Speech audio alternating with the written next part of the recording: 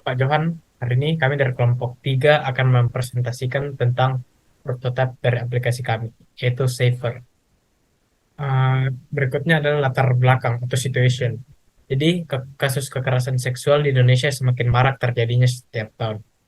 Berdasarkan data yang ada, terdapat sekitar 338.000 laporan kasus kekerasan seksual yang terjadi pada perempuan pada tahun 2021. Dengan itu, kami membuat aplikasi Saver agar aplikasi ini dapat membantu lebih banyak orang dan juga perempuan agar mereka bisa merasa lebih aman dan juga melaporkan kasus kekerasan seksual yang terjadi.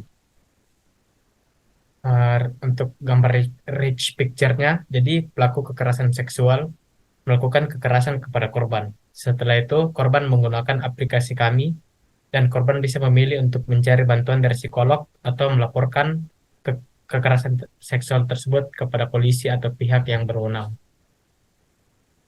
Definisi dari sistem. Untuk functionality, pengaturan jadwal konsultasi dengan psikolog dan juga pelaporan kepada pihak berwenang. Condition.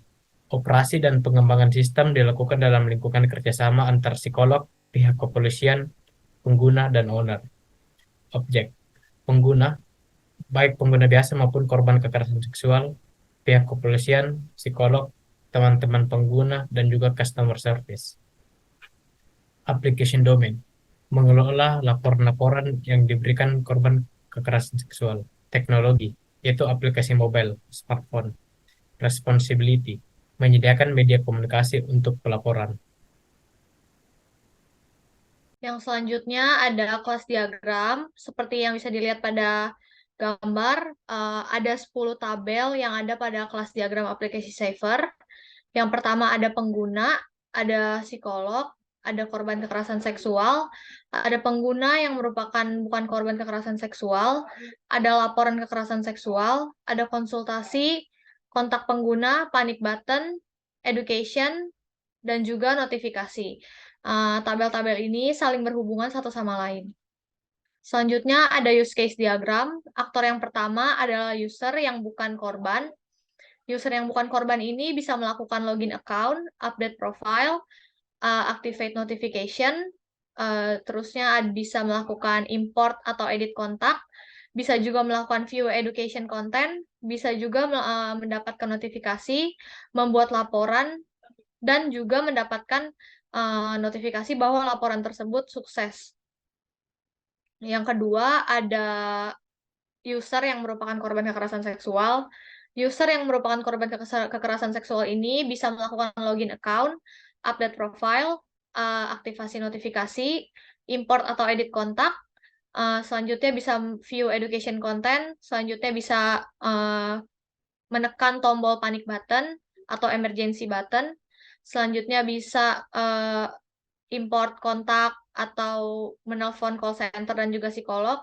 Selanjutnya bisa mendapatkan notifikasi, bisa membuat laporan, dan juga bisa mendapatkan notifikasi bahwa laporan tersebut sukses dikirimkan. Aktor yang selanjutnya ada psikolog. Psikolog ini bisa melakukan kontak dengan korban kekerasan seksual, bisa juga menelpon call center, lalu bisa menerima pesan dan telepon dari user yang merupakan korban. Selanjutnya, si psikolog ini juga akan melakukan follow up untuk kasus yang ia tangani. Aktor yang selanjutnya ada polisi atau pihak yang berwajib. Polisi atau pihak yang berwajib ini bisa mendapatkan laporan yang dikirimkan oleh korban yang merupakan user maupun korban atau bukan korban kekerasan seksual. Selanjutnya, polisi dan pihak berwajib ini juga bisa melakukan follow up kasus.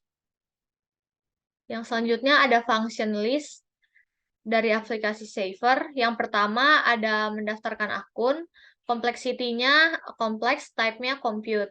Selanjutnya ada login, login kompleksitinya simple, type-nya read. Selanjutnya ada mengganti foto profile yang kompleksitinya medium dan type-nya update. Ada mengubah sandi, kompleksitinya kompleks dan type-nya update.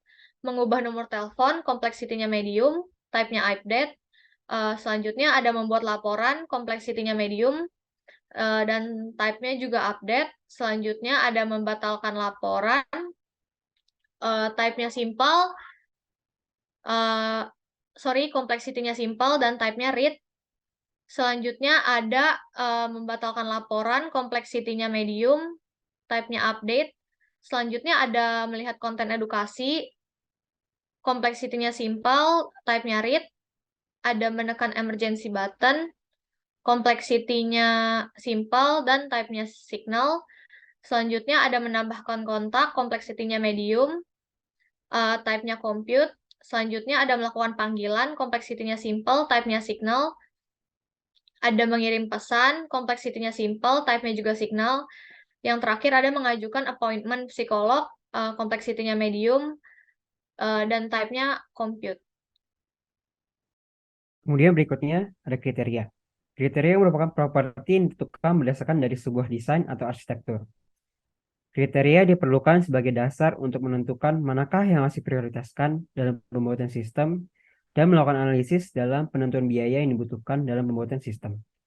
Berdasarkan tujuan dan kebutuhan dari pembuatan sistem untuk Saver, kami telah menentukan beberapa kriteria, yaitu usable, secure, efficient, correct, reliable, maintainable, testable, flexible, comprehensible, reusable, dan portable. Dalam melakukan pengembangan sistem Saver, pattern komponen arsitektur yang digunakan adalah client-server architecture pattern. Terdapat beberapa alasan mengapa pattern ini digunakan dalam komponen desain pada sistem Saver, antara lain, yang pertama, Saver menggunakan sebuah sistem yang menyimpan sumber eksternal, di mana data warehouse akan menggabungkan data dari sumber eksternal untuk mendukung analisis seperti statistik data. Selain itu, dengan adanya warehouse menjadi sumber utama data pendukung keputusan dalam setiap langkah yang akan diambil. Data warehouse ini biasanya diimplementasikan menggunakan DBMS relational tradisional. Yang kedua, Saver membutuhkan user interface yang menarik dan mudah digunakan agar user dapat mengakses aplikasi Saver dengan mudah. Yang ketiga, Saver membutuhkan sistem, server, database, network system yang dapat menampung semua data user yang menggunakan aplikasi Saver. Proses arsitektur adalah sistem yang terdiri dari beberapa proses yang saling bergantung yang dapat digunakan untuk mengeksekusi sebuah program. Pada proyek Saver ini digunakan decentralized pattern, karena pattern ini memiliki satu buah server dan banyak klien di mana server memiliki kendali penuh dalam melakukan pengaturan pada setiap klien yang mereka miliki. Berikut merupakan contoh dari decentralized pattern. Server kita berada di Tangerang, namun sistem dapat tetap berjalan meskipun klien berada di DKI Jakarta, Bali, dan Yogyakarta.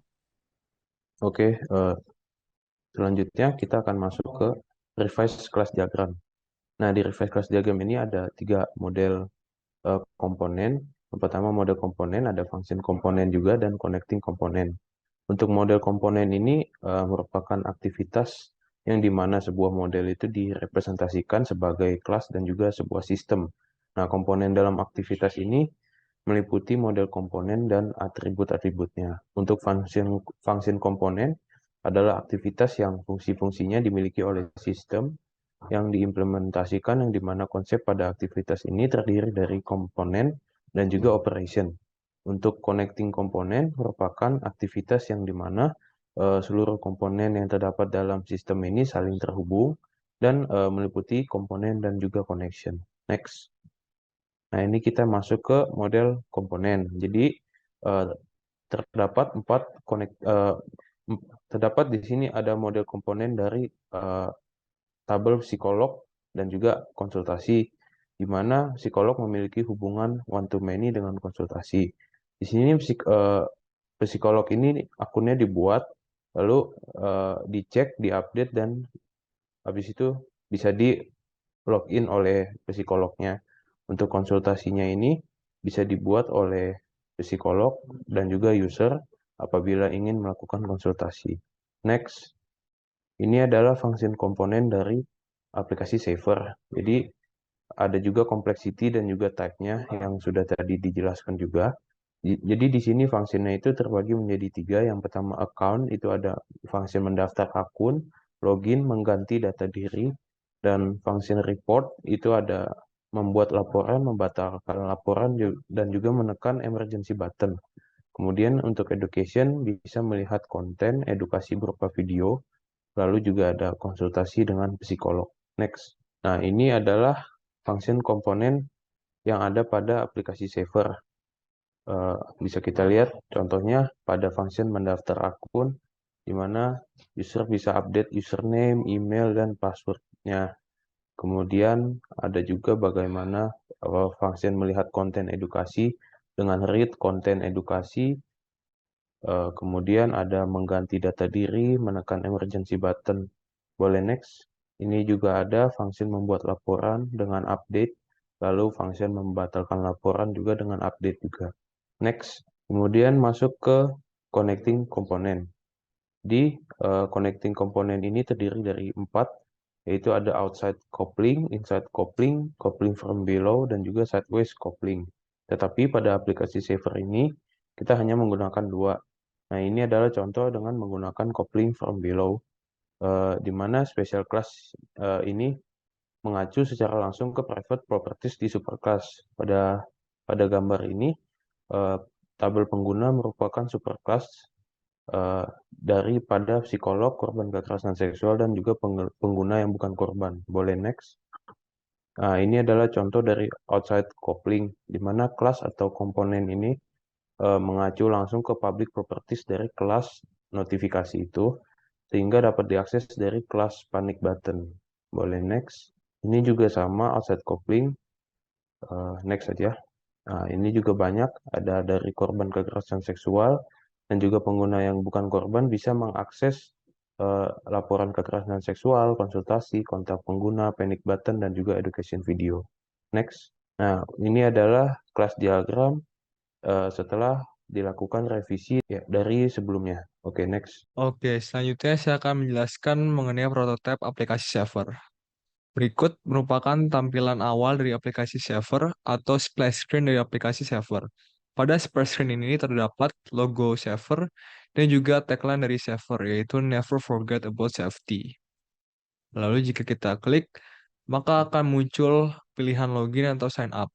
Lalu kita dapat memilih sign up terlebih dahulu. Pada sign up, kita dapat memasukkan nama kita, email, dan juga password yang ingin kita daftar. Lalu kita juga dapat melihat terms and condition. Setelah melihat terms and condition, kita dapat kembali lagi ke halaman sebelumnya. Lalu kita mengklik sign up. Lalu kita akan langsung masuk ke halaman login, dan kita dapat langsung masukkan email dan password kita yang telah kita daftarkan sebelumnya. Namun apabila kita lupa dengan password kita dapat mengklik forget your password. Lalu kita dapat mengetik email kita yang sudah terdaftar, lalu mengklik continue, dan kita akan langsung diarahkan kembali ke halaman login. Lalu apabila kita sudah memasukkan email dan password yang tepat, maka kita tinggal mengklik login, maka kita akan langsung masuk ke dalam aplikasi. Pada aplikasi Saver ini terdapat icon di pojok kiri atas, yaitu icon profile yang dapat kita klik. Dan pada halaman profile ini, kita dapat mengaktifkan notifikasi atau menonaktifkan notifikasi. Lalu juga terdapat security, yang dimana kita dapat remember me atau tidak. Jika kita remember me, maka kita tidak usah login kembali. Lalu kita juga dapat melakukan change password atau perubahan password dengan cara masukkan email dan juga password. Lalu kita memasukkan password yang baru dan mengetik ulang password baru tersebut. Lalu kita dapat menyimpan perubahannya dengan mengklik Save Change. Selain itu, kita juga dapat melakukan update profile dengan mengklik Update Profile. Lalu apabila kita sudah mengupdate profile, maka kita tinggal mengklik Save. Lalu kembali lagi ke halaman utama. Kita juga dapat melihat bahwa di pojok kanan atas terdapat icon notifikasi yang jika kita klik akan menampilkan notifikasi dari berbagai teman kita ataupun berbagai pembuat video. Lalu kita kembali lagi ke halaman home. Di atasnya terdapat greeting kepada user. Lalu juga terdapat emergency button yang jika kita klik maka akan menotify others atau memberikan notifikasi kepada teman-teman di sekitar kita yang sedang menggunakan aplikasi Saver juga. Lalu juga terdapat tombol kontak dan tombol education, dan juga terdapat icon report yang apabila kita klik berarti kita langsung diarahkan ke halaman report. Pada halaman report ini kita dapat memasukkan nama pelapor, nama korban, tanggal kejadian, lokasi kejadian dan juga kronologi dari kejadian, dan juga kita dapat mengupload bukti berupa foto atau video ke dalam laporan ini. Jika sudah memasukkan data yang benar, maka kita dapat melakukan pengiriman laporan dengan mengklik send. Nah, jika sudah tampil seperti ini, maka laporan kita sudah terkirim dan kita dapat melihat bahwa terdapat report number yaitu 43 yang berartikan laporan kita sudah terkirim dan mendapatkan nomor laporan berupa 43. Dan untuk info selanjutnya, kita dapat melihat notifikasi apakah laporan kita sudah diterima atau belum. Lalu bila kita kembali ke halaman utama, maka kita dapat beralih lagi ke halaman lainnya, yaitu halaman education. Pada halaman education ini terdapat berbagai macam video edukasi yang dapat kita tonton secara langsung.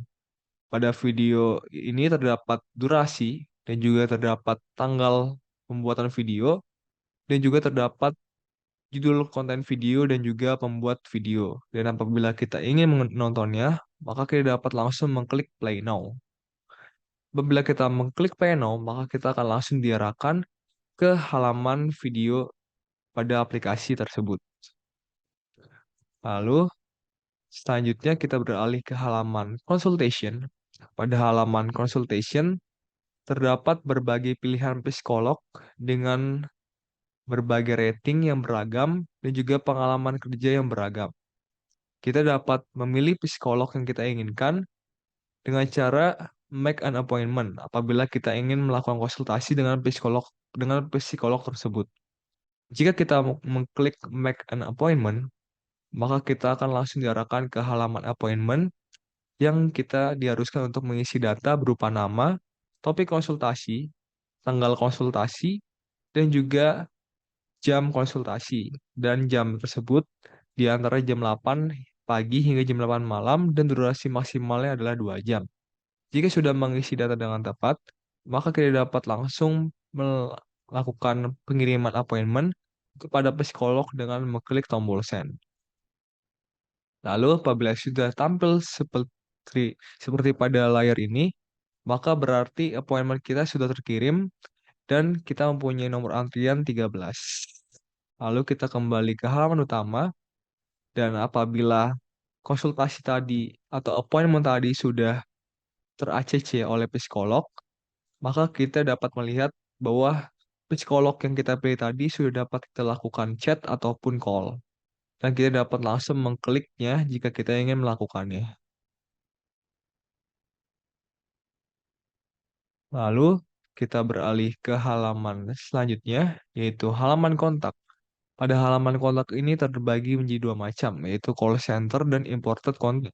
Pada call center terdapat berbagai nomor-nomor pihak berwajib seperti kantor polisi, Sapa 129, dan juga customer service. Contohnya, pada call center ini kita dapat dengan mudah melakukan chat dan call apabila keadaan mendesak, ataupun kita mau bertanya-tanya mengenai aplikasi. Contohnya seperti melakukan chat kepada customer service, ataupun langsung melakukan call kepada customer service. Selanjutnya kita beralih ke imported contact. Pada imported contact berisikan teman-teman kita yang kita masukkan sendiri kontaknya ke dalam aplikasi Saver. Apabila kita ingin menelpon teman kita dapat langsung mengklik icon call. Dan apabila kita ingin melakukan pesan atau chat terhadap teman, dapat langsung mengklik icon pesan. Lalu selain itu kita juga dapat melakukan edit terhadap profil dari teman-teman kita. Dengan cara mengklik profil, lalu kita dapat mengganti nama dan juga mengganti nomor telepon dari teman kita. Jika sudah melakukan perubahan, maka kita dapat melakukan save. Lalu yang terakhir, pada imported kontak ini kita juga dapat menambahkan teman kita kembali dengan mengklik icon plus yang berada di bawah kanan. Lalu kita tinggal memasukkan nama dan juga nomor teleponnya, lalu kita save. Sekian penjelasan prototipe aplikasi Saver, dan sekian presentasi dari kelompok kami. Kurang lebihnya mohon maaf dan terima kasih.